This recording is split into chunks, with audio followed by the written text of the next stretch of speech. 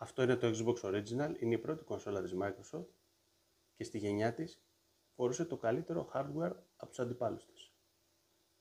Το Xbox Original ήταν ένα mini PC, καθώς είχε επεξεργαστή Intel, φορούσε σκληρό δίσκο, ήταν και η πρώτη κονσόλα που φορούσε σκληρό δίσκο και είχε κάρτα γραφικών Nvidia. Οπότε αγοράζοντας εμείς έναν αντάπτορα, από τη θύρα του controller μας βγάζει USB και θα βάλουμε στο USB κάποια αρχεία για να μπορούμε να του κάνουμε του μηχανήματος soft mode. Εγώ προτίμησα το λογισμικό Rockies 5, το θεωρώ το πιο καλό για εμένα. Εσείς μπορείτε να επιλέξετε το οποίο θέλετε. Βασικό είναι να αλλάξουμε την καλωδοτενία της μάνας, καθώς είναι πολύ αργή, και να την αντικαταστήσουμε με μια 144. Επίσης πρέπει να αγοράσουμε έναν αντάπτορα, ο οποίος μετατρέπει το IDE από την καλωδοτενία σε SATA.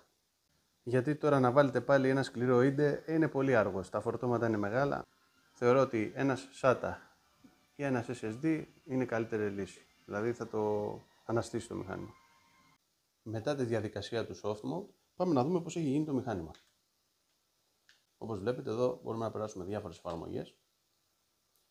Action Replay, DVD του Xbox είναι μια εφαρμογή που διαβάζει τα DVD, ταινίες ή ό,τι θέλετε εσείς. Έχει εφαρμογή που κατεβάζει τα εξώφυλλα στα παιχνίδια, στους emulator, τα πάντα.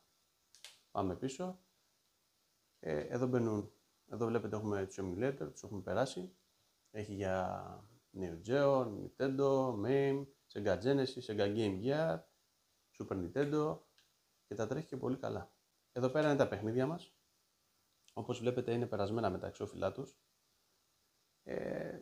Βλέπετε μεγάλη διαφορά στο Xbox, δηλαδή γίνεται άλλο μηχάνημα. Άνετα στέκεται τώρα το 225, έτσι. Τα έχει όλα μέσα οργανωμένα, μπορούμε να παίξουμε ωραίες παλιές επιτυχίες της εποχής. Από τη στιγμή που θα κάνουμε soft mode στο Xbox, όλα τα παιχνίδια περνιούνται μέσω της Ethernet, με FTP, δηλαδή από το PC με κάποιο πρόγραμμα FTP, όποιο εσείς προτιμάτε, περνιούνται τα παιχνίδια μέσω της Ethernet στο σκληρό δίσκο του Xbox. Οπότε βλέποντας το σκληρό δίσκο στο PC, περνάτε όλα σας τα παιχνίδια εδώ πέρα. Με τα εξώφυλλά τους, βλέπετε background πίσω, βλέπετε τα πάντα. Και δεν είναι μόνο αυτό, φεύγουμε από εδώ. Μπαίνοντας εδώ και πάμε στο downloader, απευθείας το Xbox συνδέεται σε έναν server ο οποίος έχει homebrew, εφαρμογές, διάφορα παιχνίδια, τα πάντα.